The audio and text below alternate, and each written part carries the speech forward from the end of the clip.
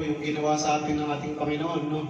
Kung paano ay yung pagmamahal niya ay naipamalas sa atin. Kaya tatawag po tayo ng mga kapatiran na handa pong magpatotoo kung ano po yung biyaya na natatanggap niya sa ating Panginoon. Sino po yung mga pinagpala, nakatingin ng biyaya, o may mga biyaya pa parating? Ay, tanong ito naman sa ating pastor at kung paano po siya iningatan. Yes, welcome.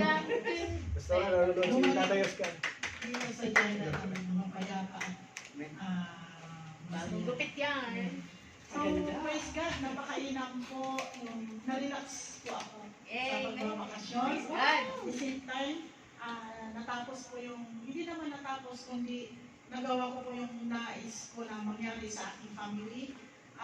Na-establish po yung Bible study sa bahay namin. Praise God. Wednesday po ng gabi, meron po yung pastor na pumupunta po sa bahay.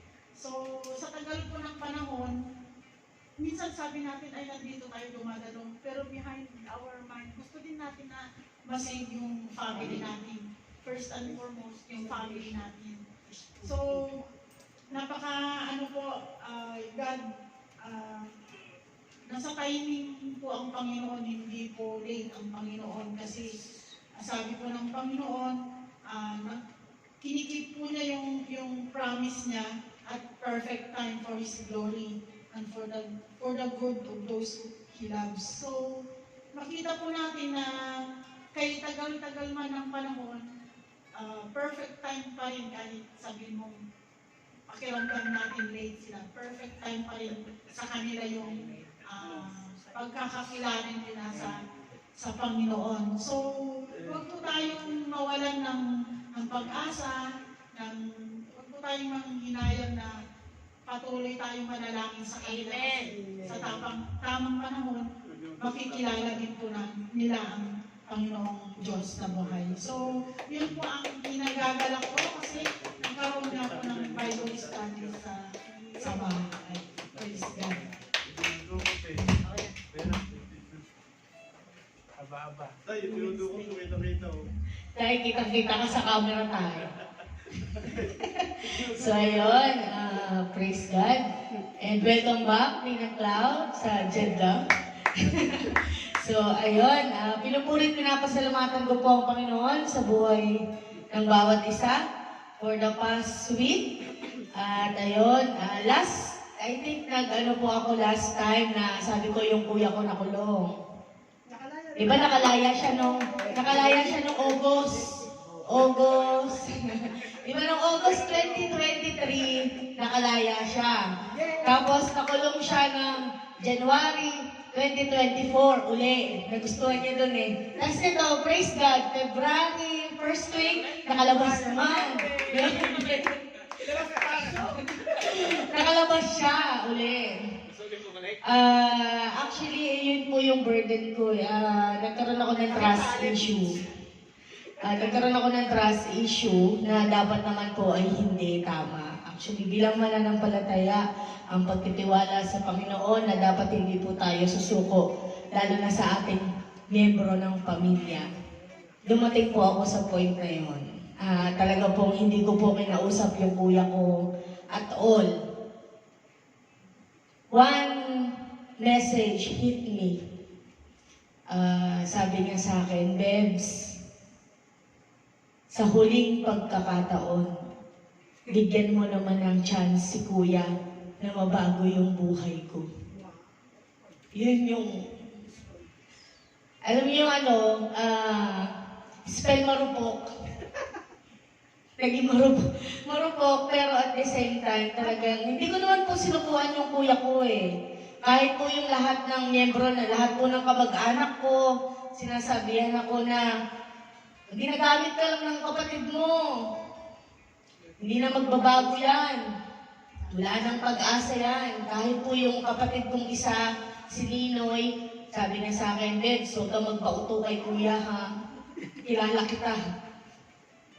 Sabi ko, hindi naman ako nagpapauto. I'm just following and obeying the Lord na mahalin yung pamilya. Kasi mahal ko yung kuya ko eh. Mahal ko naman silang lahat eh. Medyo hindi lang po talaga ako nagsasalita na. Hindi na po ako nag-message. Wala na po siyang narinig sa akin. Pinadalan ko na lang ng pambili ng gasol. Kasi yun lang naman yung hiningi niya sa akin eh. Praise God at talaga nagpapasalamat po ako sa Panginoon na nakalabas po yung kuya ko. And I'm hoping and praying to continue the change of heart at maging mas maayos pa siya. Ngayon po, next week po ay magbabakasyon ako. So, ayun, next week na lang po yung ano ko sa bakasyon ko. At sabi nga po ng ating tatay Oscar, ating pastor Oscar, huwag tayong matakot. Kaya di pa ako natatakot magbakasyon kahit wala akong budget. So, ayun po. Praise God! Maraming salamat po sa Panginoon, sa good health. At patuloy pong kalakasan sa tatay ko. Yung papa ko po pala, nung nakaraan, may iniinda na naman siya, yung sugat niya sa likod. Pero sabi niya, Bebs, parang sumasakit ulit yung likod ko. Sabi ko, bakit? Ano na naman nangyari? Parang gusto kong bumili ng bagong likod. Bibili daw siya ng bagong likod. Kaya praise God po, yung tatay ko po ay magsa-70 and still cool. At talaga pong napakasaya at maayos po ang father ko. So ayun po, glory to God. At last time po pala ay hinatid po namin ang Ninang Jen sa airport. So ayun po, sa kalakasan na patuloy, Team Puyaters, but still alive at healthy. Ayun po, God bless po sa lahat.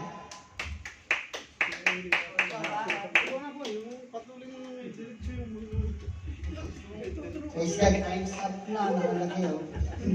Ako din po nagpapasalamat sa Panginoon, syempre. Sa init ni Yaris, nilamig na po siya. Praise God po, kung sino man po yung, syempre, provide ng pangangailangan ni Yaris. Si Diyos po ang kaluwalhatian. Ano po, Nilamig na si Yari. sa totoo lang po, talagang itong buong linggong to ay marami akong pinagpapasalamat. Yun nga po, yung naihatid na namin si Ninang Jen sa airport na nakauwi na rin po siya, praise God. At ganoon din po, pag-pray po natin na si tatay makauwi na rin po, si tatay Edwin. Nagpapasalamat po talaga ako sa Panginoon. Ano man po yung nangyari sa amin sa daan, kala namin pumatok na yung akin. Kasi tumutunog na talaga. Kailangan namin na-overheat. Pero praise God, nakarating kami doon sa destination na pupuntahan namin. Ingatan pa rin kami ng Panginoon. Nandun pa rin yung paggabay niya. Kaya nga po, laging paalala sa akin ng Panginoon na huwag mo kalilimutan kapag nag-trade ka na. Kasi baka yung kondisyon ng sasakyan may gawin ng kaaway. Kaya po, talaga pong sabi nga po ng Panginoon ay patuloy niya tayong iingatan sa lahat ng ating daraanan. Siya na po ang patuloy na pagpapasalamat ko sa aking buhay na nandiyan ang Panginoon. Hallelujah, Lord. Amen. Gumaganti lang. Kuya Eli, may sasabihin ka? See you soon, Kuya Eli. Pastor Eli. We feel you. Sige, Kuya Eli. May sinasabi dyan. Ito. Saglit. Ito yata. Ito. Kasi ito, taas mo itong. Saglit, Kuya Eli. Hindi Taas mo. Yan. Ayan. Okay na. Yan, narinig ka na, Dansky. Taas mo ka dyan. Yan. Na, Dansky. Naririnig ka na.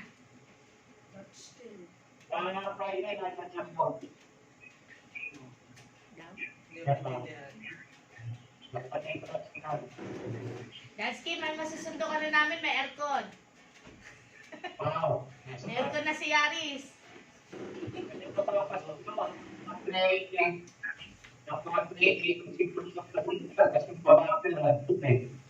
Dansky, nakaharap ka sa electric pan, no? Kasi naririnig namin yung hangin eh.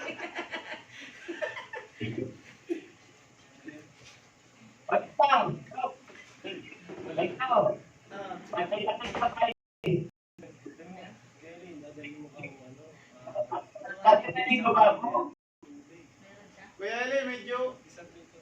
Submitter daw. Medyo choppy ng konti. Yan!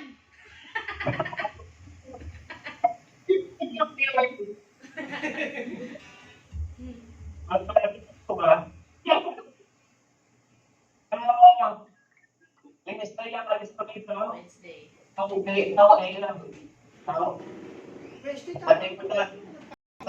Ano oras ka tayo dati ng day?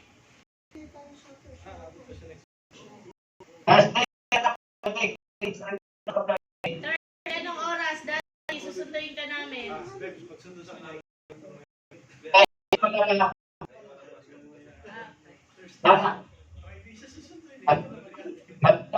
Hinihintay ko pa yung nagpapalawak ka ng libre. Yung ano nangyari sa'yo, Dansky? Ano nangyari sa'yo? Nangyari! Dito na! Dansky, dito na may insurance. Okay na, hinihintay ko na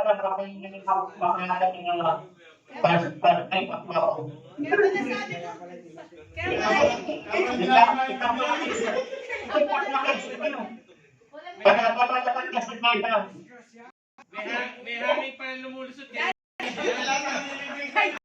Kaya pala hindi namin maintindihan eh. Dansky, okay lang yan po. Pati naman.